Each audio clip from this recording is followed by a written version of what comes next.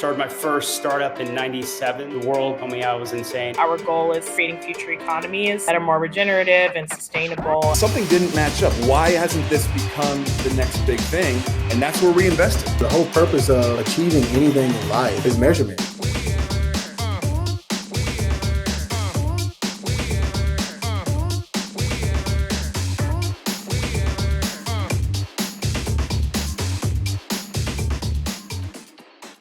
Thank you, everybody, for joining the session. Thanks for your patience. I know we've been having just a couple little tech glitches, but we're going to get through it. This is going to be a really exciting session. So it's my pleasure to introduce Rowland Hobbs. He is CEO and co-founder of Stake, where they are improving asset performance by rewarding resident behavior. So Rowland is making renting financially rewarding as co-founder and CEO of Stake. Previously, Rowland created businesses, services, and products and branded experiences in real estate, architecture, financial services, the arts, consumer packaged goods, retail, and fashion. Now, in this session, you're going to learn about how to create outperforming assets using loyalty marketing. We'll focus on assets that have used behavioral science to drive more revenue, including affordable, single-family, and luxury new developments. We will show you how assets outperform traditional revenue management using a powerful and personalized resident cashback reward tool. We are very excited to introduce Rowland Hobbs. And with that, I will turn it over to you. And I'll be sharing my screen here momentarily. Awesome. Hey, everybody. Thanks so much for joining. And apologies for that. You're going to have to stare at me for a second until we get some slides up here. But what I want to begin with talking about is the role of personalization. So if you've used anything like Amazon, or if you've had any situation where a company or brand has been able to know you well, that's kind of the era that we're living in today, right? We're living in an era where more things are personalized directly to you. And if you think about that through the chain of where we have been, in the 80s was very much products, and we moved to products and services. In the aughts, it kind of moved to customer-centric viewpoint of how to be able to sell products. And now we're kind of in this era of personalization where it's no longer about, hey, what is right for this market segment, but exactly what's right for that individual person. And that is the world that we're living in today. Is how to be able to give people the right product at the right time, and then give them the right bonus or motivation to be able to make that move. In real estate, we tend to think about things very much more towards not the customer experience or personalization, right? We're looking at things that are, well, how are we able to deploy the capital, and any sort of portfolio or fund or asset management's looking to be able to get more of that capital back to buy the next property. And on we go.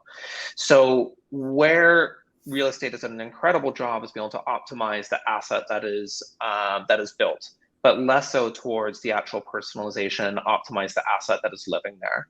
And if we had taken that same approach, say for Amazon, we probably would have ended up in a place where we just ended up with a better barnesandnoble.com. But what Amazon did is every single time that they got that revenue coming in from operations, they pulled it back in and invested in being able to improve the customer experience, eventually creating Amazon Prime, which is one of the most powerful loyalty programs out there. So powerful as a loyalty program that we actually we actually pay for it, right? Every one of us pays for that individually. Now, right now in real estate, and especially in multifamily and single family and student housing, we're having this incredible moment where rent prices are going up quite a bit, occupancy is quite a bit higher. And so there's sort of this feeling of like, well, gosh, we can't be doing much better at this particular moment. But groups that are truly outperforming, and if you look at the market overall who have outperformed, are groups that have been able to find out ways to unlock loyalty amongst their core customers. And unlocking loyalty with their core customers like Amazon is exactly what we're doing at Stake, and exactly what we're offering for asset managers. And the way that we do that is being able to make sure that we're getting the right cashback reward for residents at the right time. So I'm just going to pause for a second because I'm hopeful that we're going to get some visuals here in a sec. Ta-da! Great. Awesome. Thank you so much. So we've been chatting a little bit about the personalized economy, and Ian, so sorry to have to. So if you can just click a couple slides forward. Thank you so much. So this is kind of what we've been talking about with this economy that we're living in, as we know that if we're able to unlock even just a little bit more in terms of return, we're able to return that to the fund, right? This is kind of the amazing thing in cap rates right now. So even if you've bought the most amazing property and you put it together and you're able to get just a little bit more coming out because you're able to incentivize the right behavior with residents, that's going to matter a great deal, right? That's sort of the magic of where cap rates are today. And as we kind of move on to next, and we start thinking about, well, how are we going to unlock that, right? You've got an amazing asset. You're going to get the operations, the asset working well. What are the ways that you're going to be able to outperform, and how are you going to be able to truly outperform the market? All right, go to next. So my background is very much in loyalty and rewards. I've worked with all of these companies here, and the companies, we kind of go next, is where we'll have companies that have outperformed or ones that have figured out how not to spend on other people's marketing platforms, right? They don't invest in being able to spend for Mr. Zuckerberg, or being able to in real estate, think about that as putting money into apartments.com or spending more money with Zillow. All of these companies here have figured ways to be able to take that expense, that marketing expense, and actually invest it in their customers to get a better outcome. So working with American Express uses cashback rewards to be able to get higher revenue, more payments, and longer customers. Starwood Preferred Gas, which is acquired by Marriott, one of the most successful loyalty platforms that's ever existed. Kroger started in the very early days to be able to invest in cashback rewards, and is one of the most loyal and long-lasting groups of customers. This is what I'm saying in my experience coming into real estate, is these types of companies learned how to be able to take the enormous amount of money they were spending on marketing, and frankly, even incentives as well, and be able to turn that into a powerful reward. And that's very much what Stake's doing today. So just to kind of pause and say, what was the last best experience that folks had, right? The last best experience, was it with a ride hailing app? Was it shopping online? Was it from a local government, or was it with your landlord? And I'm sure we got a lot of asset managers that are on here, but hate to tell you that at the end of the day, most are going to probably pick those top two that are the last best experience on the customer side. And this poses real problems. This poses real problems for the asset, because it means that you're not getting the best behavior you possibly can from your residents, and there's not a trusting relationship that's there. When I say behavior, what I mean by that is, you think about this when somebody moves in and all the things that kind of go wrong, sentiment running up and down on the left-hand side, where you have a positive and negative sentiment. When somebody moves in, and we studied this for about a year before we launched Stake, when somebody moves in, it's a really stressful time, right? They're not super happy to spend a lot of money moving into a new home. But as they move in and they make it their own, they personalize it, right? They start making it something that really matters to them. They're able to, their sentiment level goes up. But over time, it starts dropping more and more. And a lot of the reasons why that drops more and more is that they keep on spending money and feel like they're not getting anything that's coming back. So the sentiment over 12 months, by the time you get to a renewal and you're hitting them with a price increase and something new, sentiment isn't great. And we know that when sentiment isn't great, or brand loyalty isn't there, it means that you're not getting the best possible behavior. That behavior could either be, hey, just making the rent payment on time, or that behavior can be actually staying in the home longer. So what do renters want? Well, they want to be recognized at every transaction. Everything I buy at Amazon, every flight I take with American Airlines, every hotel stay, every time there's a transaction with many brands, I am getting something that I feel like I'm getting back. First, I feel I'm getting something that is that makes me feel like I belong, right? That this is somewhere that I belong to. Second, it makes me feel like I'm getting money back, that there's something that I'm getting that's a return that's happening. There's something that's creating ongoing value. Think about like the way loyalty programs work, is that it's something that, you know, the first flight I take is okay, but the sixth flight, I'm actually being able to see, hey, I'm saving for that vacation. And finally, it's something I can't find elsewhere, something that's truly unique. And this is what we start meaning by personalization. It needs to have membership, it needs to have something that gives you direct financial gain, it needs to have value over time, and it needs to feel exclusive. So cashback. Cashback works, and I don't have to give you too much to be able to explain cashback, because it's sitting in your wallet.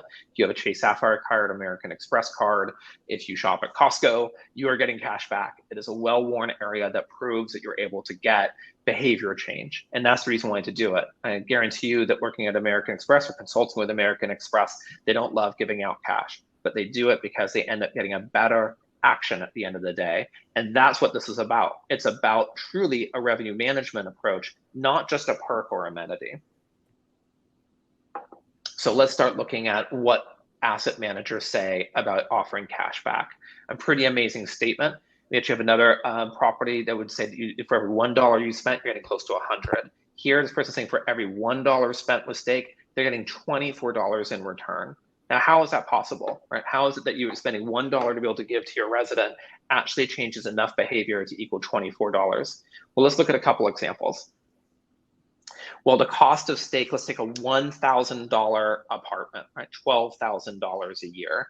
And let's say they were offering a traditional incentive or concession. They were doing 1 month free. So you can agree 1 month free. They went from $12,000 to $11,000. And let's say in this situation that they were offering stake here at a total of 7%. So $840 is what they're spending with stake.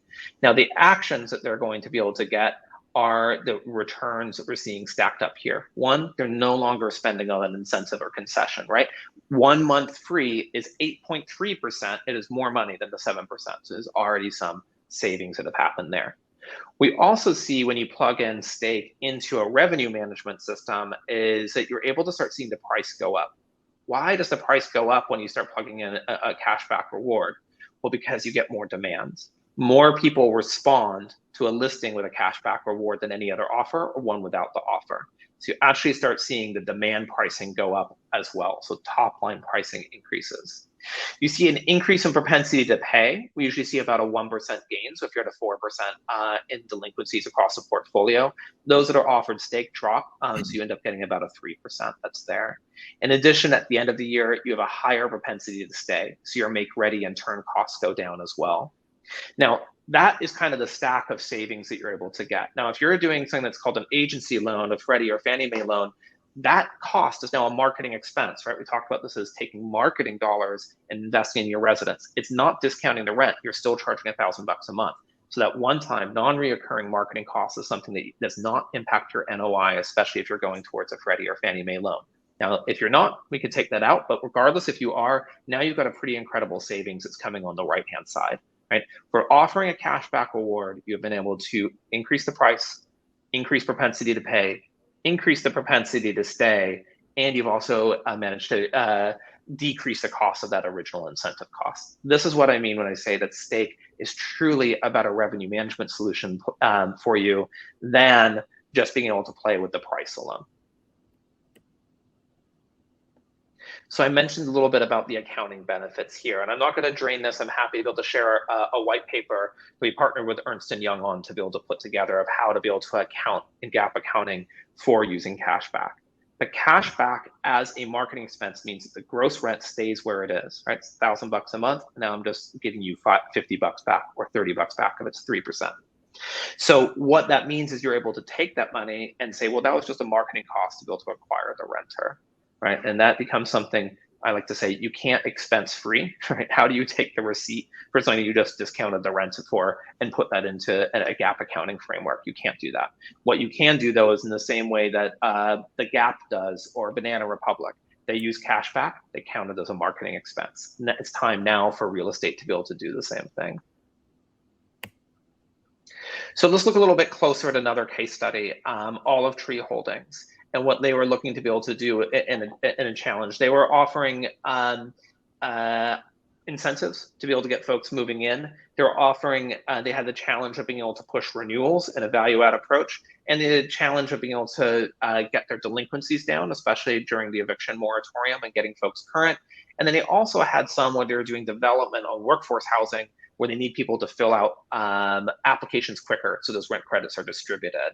Now, if you look at kind of the solution across the board, across the whole portfolio, if you just click over to next, we are seeing that one, stake is able to be able to lower the cost of those incentives, again, at a marketing cost instead of just discounting. By offering a reward for folks renewing, we're able to push the renewal rates up. We're also able to offer a reward because they're getting that cash back every single month when they're paying their rent. Remember, at the transaction, there's fewer defaults and there's fewer folks who are going further and further behind on their rent. Additionally, there's less outstanding balances, because what we do is we go in and instead of just using the stick to be able to say, hey, there's going to be an eviction coming up if you're not paying, we say, we're also happy to offer a reward if you pay your back rent. And we've been able to clean up a lot of the delinquencies there as well. And finally, on those properties where they're looking to be able to get rent credits on new development for affordable, they're getting the applications in quicker, which means money's getting distributed out faster. So everything from incentive to renewals to defaults and paying on time, all the way through to very niche situations like where we're trying to be able to get folks that take applications. The commonality here is changing renter behavior and using the right reward to be able to change that behavior to get the right result. So let's take a little bit more of a simple view. We've gone kind of in the deep view of how do we actually get the return. But very simply, you just add stake to your new lease or you add it to a renewal. And as you add in both of those, you're looking at 4 different levers that start to become apparent in terms of the return. You're reducing the cost of marketing or concessions. Now, you don't always have a situation where you're replacing incentive. We do plenty of situations where nobody's offered an incentive before and they're just reducing the cost of their marketing. You're reducing downtime. Folks who respond to a cashback offer move in sooner. You're reducing delinquency because you're rewarding on-time payments and people paying upfront, and you're reducing make-ready costs on the renewal.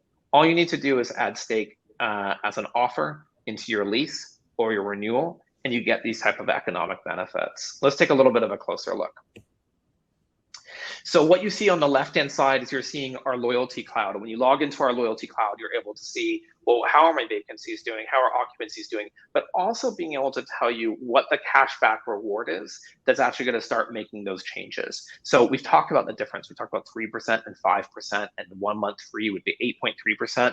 We're really good at being able to start saying, hey, here's the cashback reward that's going to be able to get the right behavior. We began with 4%.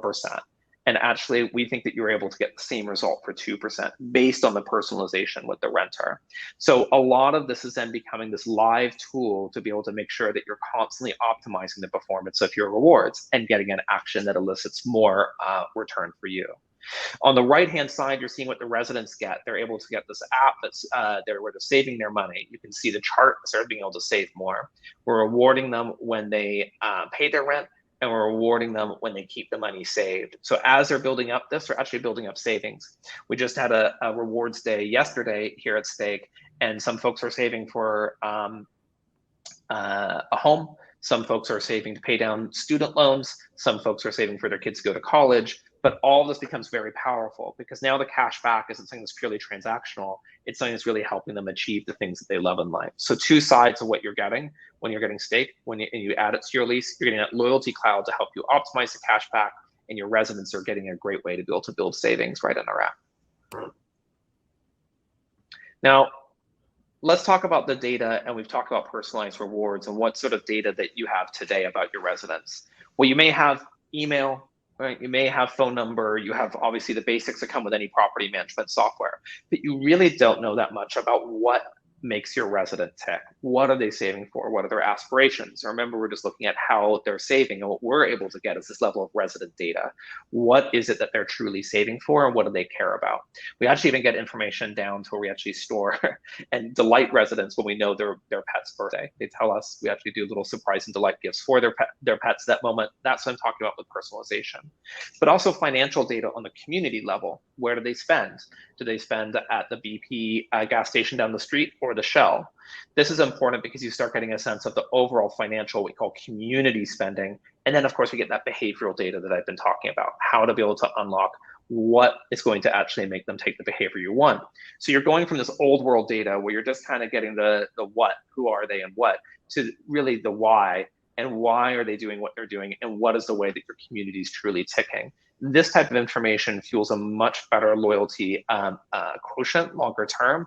And as you're able to get that better sort of loyalty quotient, again, your economic vacancy is going to be able to do better. So at the end, data wins, right? And we're able to get much more personalized and better data because our residents are connected through a cashback reward. Now, getting to the very look of this, we obviously can say 5% cash back, but a lot of times we have the sort of like live here, get return on rent. Here's a fabulous building that we're in Philadelphia that's offering stake. There's all the materials we're able to offer as well to talk about being able to get cash back, get return on rent, and walk folks through it. The nice thing is people get this. There's already enough credit card advertising. There's enough advertising already out there in consumer marketing on cashback. They immediately get it. I would say if you're used to, like I am in New York, having to figure out net effective rent versus cashback, the math is a little easier on a cashback situation than net effective.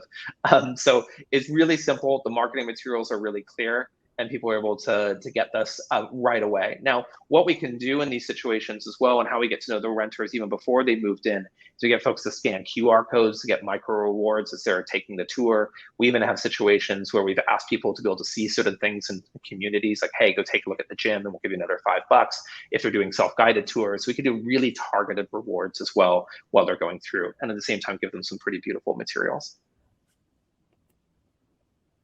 So let's take a look. That's kind of when they're coming into the properties and seeing us at leasing when they're coming in. Well, a lot of times you have this problem of, are people getting the application in soon enough? Or you may have the problem not enough folks taking the tour, or there's a gap somewhere in there. In the leasing side, we're able to push direct rewards to the resident and also start asking them information before they come in. This starts personalizing the experience even very early on. Once they're in the home and they're living, we've talked about the cash back that they're getting, but they're really building up savings, right? This is the thing that over time. So let's just say that they're getting that 3% cash back on $1,000 rent. That's $30 a month. Well, maybe $30 isn't a lot to be able to change behavior in the first month, but by month 5, and you're starting looking at $150, this is a situation where now it's actually real savings. So what are you saving for?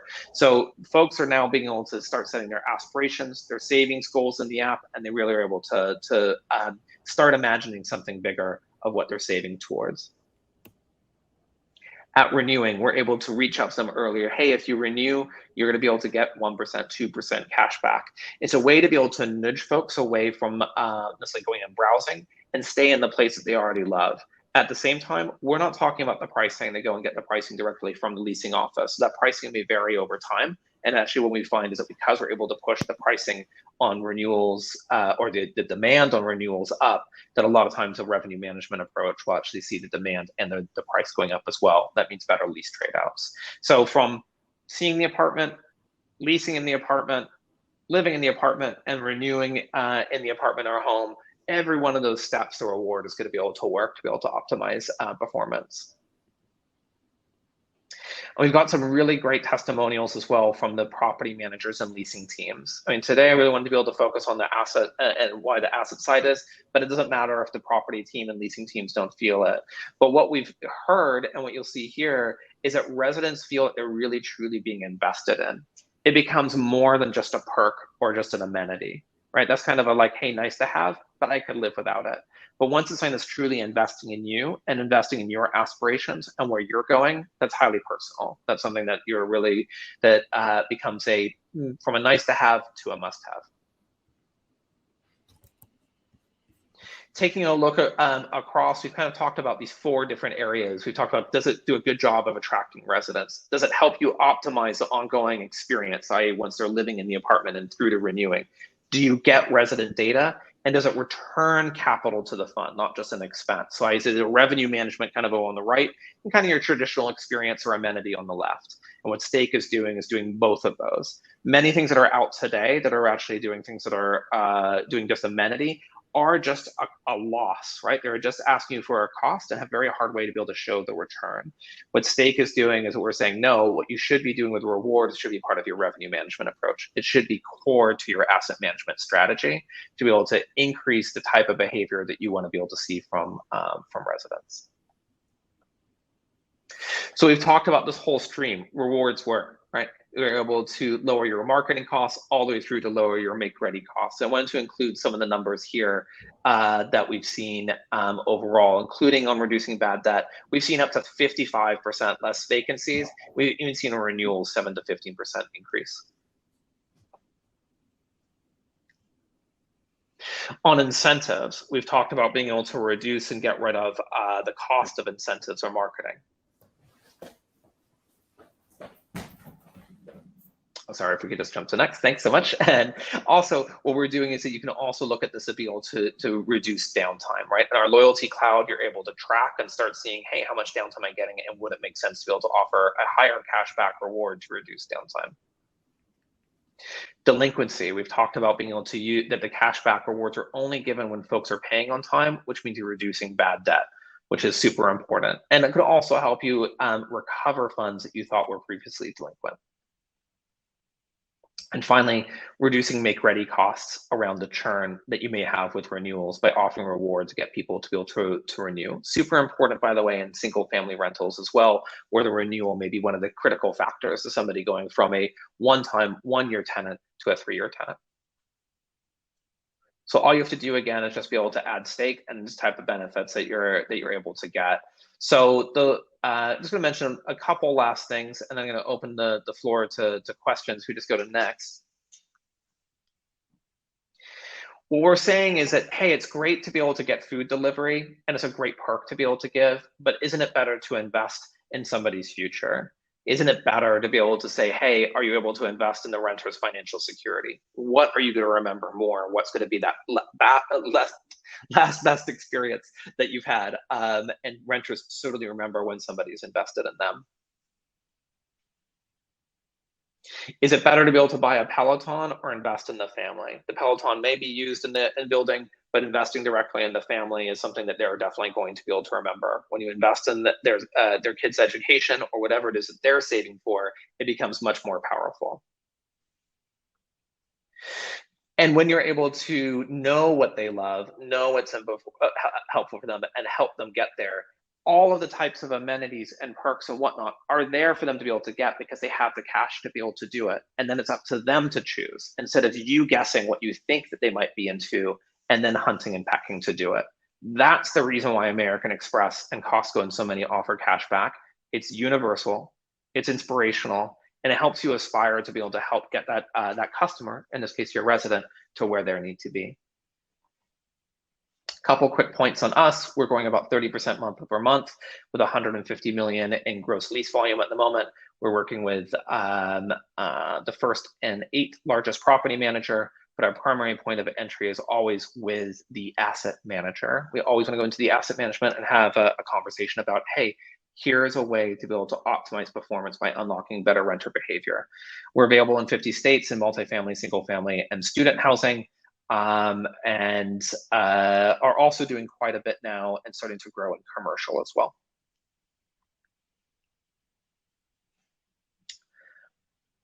And just one last one, I think, or maybe not. I think that might be the last slide. Oh gosh, all right, managed to leave off one. We'll leave this one up here. So apologies for the slow start at the top, a little tech issue there, but I'm really excited to be able to hear questions and thoughts around asset management and unlocking value using rewards. Thank you so much, Rowland. That was a great presentation. And yeah, I'd like to invite anybody, if you want to share your question in the Q&A, that's fine. But also, we'd be more than happy to welcome you to the stage. So if you'd like to share your audio and video and ask a question, if you're a multifamily property developer, a financer, we'd love to know, what your questions are. Rowland's here. We've got another, about 20 minutes or so to answer any questions, and we can keep this conversational and see what kind of dialogue we can come up with here.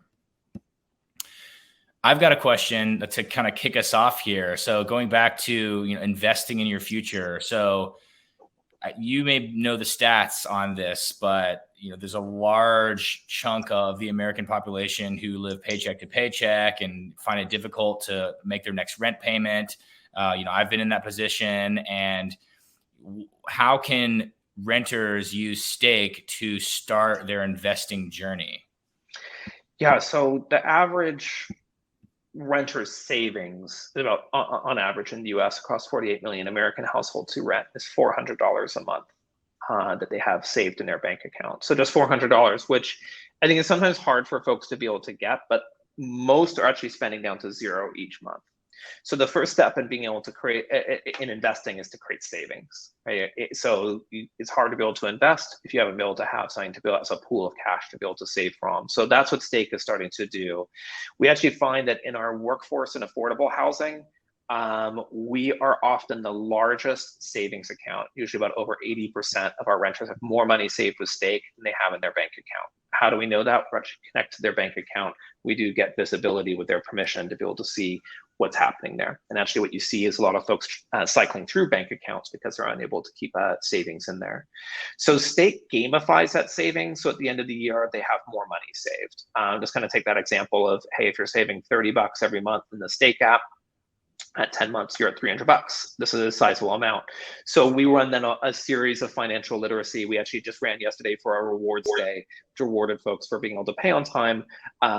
Education on the 50-30-20 rule. And the 50-30-20 rule tells you how to be able to spend your money and how to be able to balance your checkbook. Some basic tips like this become very simple. Now, in our luxury properties, you have less of an issue of somebody being able to understand or maybe already on an investment journey. And in that situation, it's really understanding already what they're investing and saving for. So we kind of see it as different parts in that journey. Sometimes it's just, hey, the basics of financial literacy, and then the luxury properties can be you're saving for your kids' education or something bigger.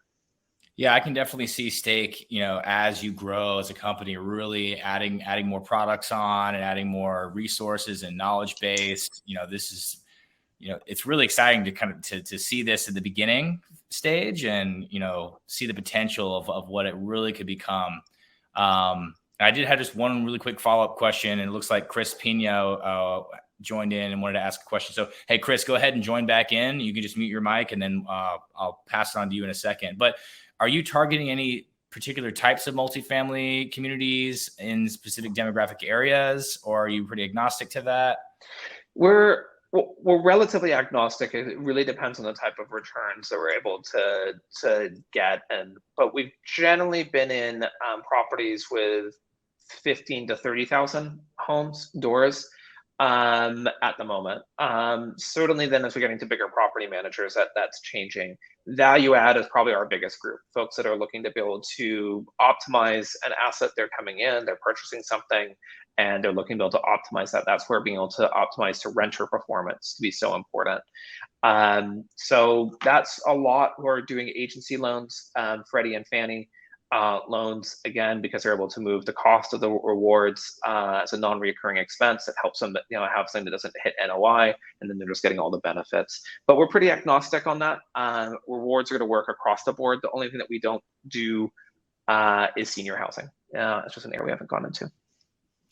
Yeah, I can see that. So as the property owner and the property developer or manager, is this more of an economies of scale? So the more units that they utilize this across their properties, kind of the greater the benefit of revenue that they see here? Yeah, I mean, it certainly, and also more data we're going to get to be able to compare what's working and what's not working. We don't set a minimum. People can start, they just want to reward one line and one building because they're having a hard time being able to get the 3 bedrooms out. But really what we're seeing is that when it's applied across the portfolio, the level of how much is returned to the fund is pretty substantial. So the example I was giving before of, if you're spending, if you say you have 20 new leases that are coming up one building, and all of those go through this process, you're really seeing a renter that has a higher propensity to pay, higher propensity to stay, and frankly is more willing to be able to accept a higher price to be able to move in as well. So all of that together is kind of a great situation for the asset, right? And we can then do a direct comparison, those who are getting stake to those who aren't getting stake. And we can make that direct comparison over that time. And we see that those who are not getting stake default and are delinquent more often, less likely to renew. Those that are getting stake, more likely to pay, more likely to stay. What kind of competition are you seeing in this market? And do you think that we're going to see more companies pop up doing, trying to reduce economic vacancy in similar ways? I think there's a lot of competition around what people call rewards, and but they get positioned as a perk, and less so around that revenue management and helping reduce economic vacancy. So why I say that is that there's solutions from, hey, you can get points on a credit card, but it doesn't really help the asset manager tackle economic vacancy in a rigorous and data-driven way that actually says, here's what the action that this resident took, and that action saved you money. I do think there's going to be a lot of entrance around fintech in real estate. And I think being able to solve for the renter's financial situation, especially as pricing goes up, is going to be absolutely crucial. And certainly we're not the only solution in that. There's great solutions on deposits. There's great solutions that are focused on lending. We're focused on being able to help renters build savings with Cashback, but I'm really excited to see how much movement there is coming in around financial technology, because I think that only means good things for the consumer. And at the end of the day, it means that the consumer is more financially well, the communities are more financially well, the better the asset performs. On that note, do you have any plans maybe in the future to offer cryptocurrency as a cashback reward or crypto reward? Yeah, there is some plans to be able to do that. So the interesting thing with Cashback, and it's held in the app, is that it's fungible to some degree.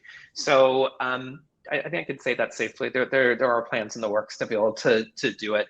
We want to be a little careful around crypto for as saying it's the best way to be able to save. One of the things that we learned early on, we test investment products on financial literacy, is sometimes the ups and downs can be a little scary around that. But we are looking at some partnerships to be able to do that. The cashback becomes fungible, so it's something that you can decide, hey, I want to be able to take it out of fiat and be able to move it into something else, which is kind of the cool thing, right? That's kind of early crypto was rewards. It's kind of creating a side economy. What kind of response have you gotten in smaller third-tier cities and perhaps even more rural areas? So we began in New York, and that's where our initial testings were pre-COVID. And our initial thought was this is going to work in metro areas the most. And like any startup, you learn in that process. And actually what's happened is that it's more in the suburban or exurban areas that it's been in the most high demand. There's a difference, kind of the Alice versus Henry group. I mean, the Henry high earning, not rich yet, is almost more income constrained in some ways because they may have student debt and whatnot. So if you combine housing costs and student debt, they may only have 30-40% of disposable that's left up at the end. So cashback rewards works really well. Alice group, low income group, always is struggling on being able to build savings, so we can help there. Kind of more the go-to-market that's different. You have to articulate the way that you talk about a reward and savings differently to those two different groups. Awesome. And then I do just have a compliment, it looks like, that Chris Pina has added into the chat. This is very interesting. Plan to share with team at work, volunteer circles, etc.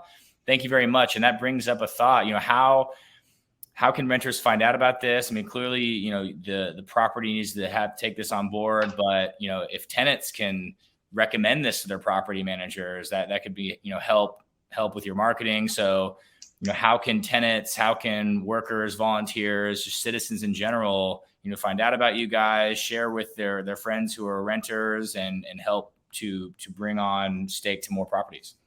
Yeah, we sell through the B2B2C model. So we sell to asset managers that bring it to their properties, and then it reaches the consumer. So unfortunately today, there isn't a great way for a consumer to just come to us and be able to get cashback. However, we have a really good following on Instagram, where we share a lot of finance tips and how to be able to save. So welcome anybody to follow us there. And then, of course, be able to bring it up as they're going into their leasing offices. Hey, are you offering a cashback approach in the same way you do elsewhere? So we see a lot of that starting to happen. But our go-to-market model is definitely to be able to work with the asset managers, because truly they're the ones who are going to be funding it, and it has to make economic sense for them. And that's where we're really getting to growth, which is about 30% every month right now. And is it at Get Your Stake? At Get Your Stake, and that's on. And you can follow us there. In fact, you can see our rewards days and follow along with our rewards days, which happen twice a month. They get a reward once when they pay their rent, and once they keep the money saved in the app. Awesome. We still do have some time. Does anybody on this session have a question? Would anybody like to join in, share your audio, video? Love to take advantage of Rowland's time and give you the opportunity to ask any questions. If you're a developer or asset manager and looking to bring on stake, or would like to clear up any other questions you may have, now's a great chance to do so. Thank everybody so much. And more than, if you want to be able to follow up afterwards, email us Rowland@stake.rent. And please do follow us on Instagram. Really thrilled to be able to share this with everybody today, and look forward to hearing from everybody soon. Awesome. I just shared your email in the chat, so everybody can see Rowland@stake.rent, and feel free to reach out to him directly. Rowland, if you'd like to stick around, you're more than welcome to. Otherwise, I'm happy to have any other questions be asked. Other than that, we could also end early. What do you think, Rowland? Yeah, and then we can give everybody a little bit of time back. Yeah. But as I say, if anybody wants to have a one-on-one conversation, more than happy to hear from everyone. Thank you very much, Rowland, for your time, and thank you all. We will see you the remaining sessions for the day. All right. Thanks, everybody. Have a great afternoon.